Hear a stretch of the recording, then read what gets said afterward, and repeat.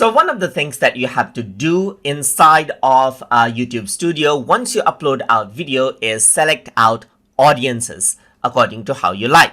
So once you add in your title, your description, your thumbnail and playlist, then next up is audience. And here the first option is to say whether your videos are made for kids or not. So you can say yes if it is made for kids and no if it is not made for kids. This does not necessarily mean that kids can't access your videos, but if it is no, then the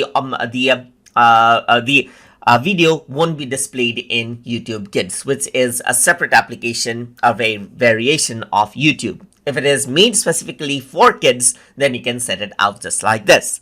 In my case, I'm just going to go around and say no because this video is not targeted towards kids. But like I said, this won't restrict kids from viewing it.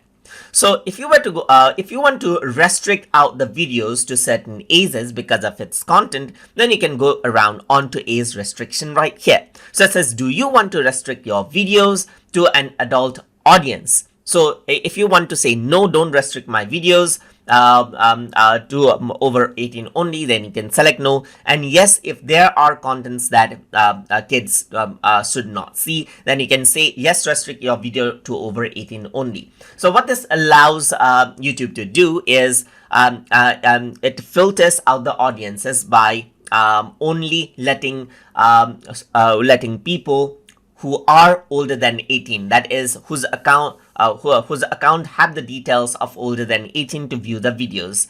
But if you do this, then what happens is that they don't need to log in and anyone can view the video over here.